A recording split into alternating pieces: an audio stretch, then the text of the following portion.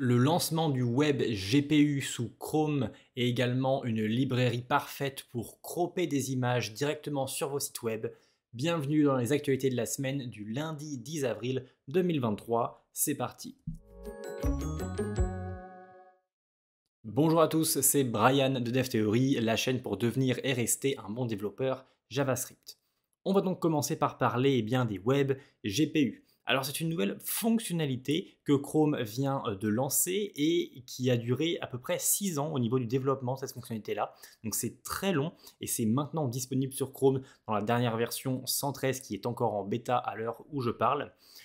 Et en fait, donc, qu'est-ce que c'est le web GPU, cette nouvelle API, cette nouvelle interface disponible au sein du JavaScript?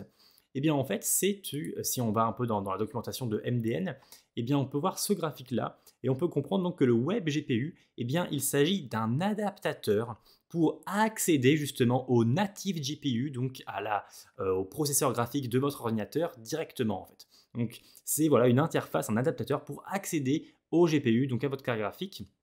Et ce qui est intéressant, c'est que ça va pouvoir permettre de nombreuses optimisations sur notamment des graphiques 3D et même de la computation en data parallèle, c'est-à-dire en fait du machine learning.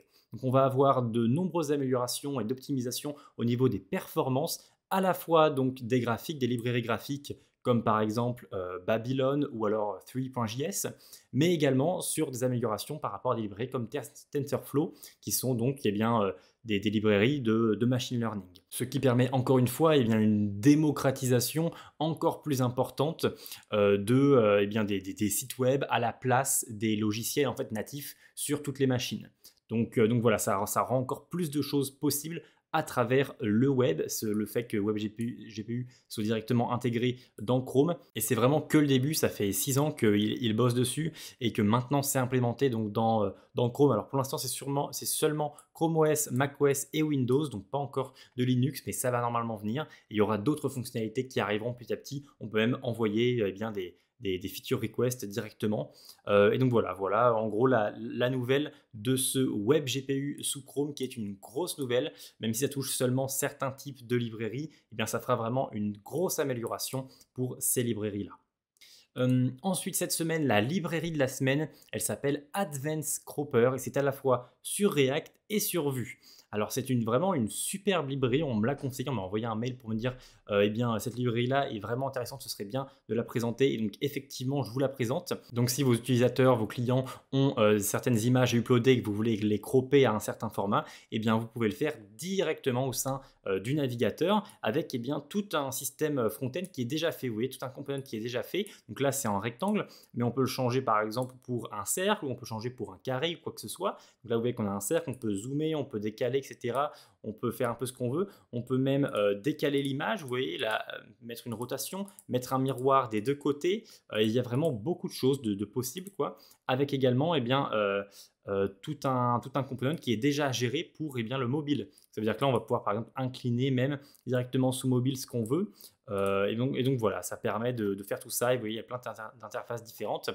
Et donc, on peut directement l'installer soit à travers React Advanced Cropper ou soit, comme je vous disais, via Vue.js à travers Vue Advanced Cropper. Et on a exactement les mêmes fonctionnalités. Le site web ici a un peu moins de démos, mais on a bel et bien les mêmes fonctionnalités qu'on peut utiliser. Donc voilà, Advanced Cropper, je vous conseille cette librairie si jamais vous voulez cropper des images au côté client, tout simplement. Au niveau de l'article de la semaine, alors c'est un tout petit article, mais simplement c'est bien de savoir ce que c'est. C'est un article qui va définir ce que sont les source maps. Alors vous savez peut-être que ce sont des fichiers qui vont être générés au moment de notre build, donc d'une application front-end ou même back-end. Et en fait, ça va permettre de lier les fichiers initiaux que on écrit nous, développeurs, comme par exemple les fichiers TypeScript. Et ensuite, ça va lier donc ça au fichier qui va être build. En fait, ça va lier le fait que le fichier build, donc qui va être lu par le navigateur, cette ligne-là ou cette partie de la ligne-là est liée en fait à la ligne numéro 13. Et donc en fait, c'est le build, c'est lié au build de la ligne numéro 13 par exemple. Donc ça va permettre au niveau eh bien, du console.log, vous voyez, enfin de la console, pas du console.log, ça va permettre eh bien, de lier le fait que cette petite variable E là, eh bien, il s'agit de la variable constNum qu'on a écrit nous en TypeScript, et ce début de chaîne là de hello, eh bien, en fait c'est lié à la variable greet ici qu'on a écrit en TypeScript, vous voyez. Alors que ça, eh bien, c'est le code qui a été généré donc, au build, et alors que ça, c'est le code que vous avez écrit. Ce qui permet que quand vous êtes eh bien, en console, vous pouvez voir votre propre code et pas eh bien, le code qui est build, parce que c'est compliqué de débugger le code build, mais c'est beaucoup plus simple de débugger le code que vous avez écrit. Donc c'est à ça que servent tout simplement les source maps. Donc cet article-là l'explique, soit à travers une vidéo, soit à travers ce petit article-là. Voilà tout. Ensuite, au niveau des tendances cette semaine, on a une librairie qui est intéressante, qui s'appelle Perspective. Là, il y a une petite typo, mais effectivement sur le site web c'est Perspective. Et en fait, c'est une librairie très complète qui vous permet en fait d'avoir un component ou une sorte de mini dashboard par rapport à des données et surtout par rapport donc à des données très importantes au niveau de leur volume. Donc vraiment cette librairie là elle est faite, vous voyez, elle est spécialement well suited pour des larges données, donc beaucoup de données, et également des données qui peuvent arriver en streaming, c'est-à-dire qu'en fait elles arrivent petit à petit. Et là vous voyez d'ailleurs qu'elles arrivent, donc il y a 100 messages par seconde. Si jamais je descends un petit peu à 50, vous voyez que ça ira un peu moins vite.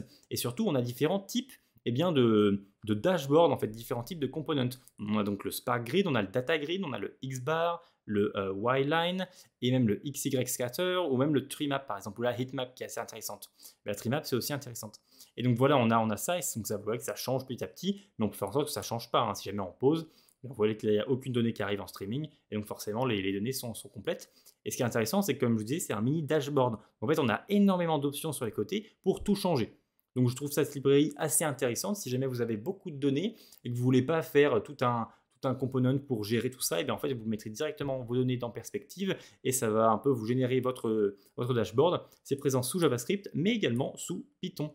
Et donc voilà, vous avez différents exemples ici que vous pouvez gérer. Vous voyez qu'il y a même différents types de graphiques, des graphiques en cercle, un peu comme ça. Donc voilà, cette petite librairie Perspective, si jamais vous êtes intéressé par ce type d'analyse de data visualization. Voilà tout pour cette semaine. Je vous mets le lien bien sûr de tout ça juste en dessous en description. Comme vous l'avez vu la semaine dernière, il n'y avait pas eu de vidéo car j'ai pas pu faire de vidéo, mais j'avais quand même fait un tweet sur les différentes actualités de la semaine. Je vous mets également le lien donc, de ce tweet juste en dessous en description si jamais vous souhaitez avoir eh bien, les actualités de la semaine dernière. En attendant, eh bien, on se retrouve lundi prochain et je vous souhaite un très bon codage. À très vite.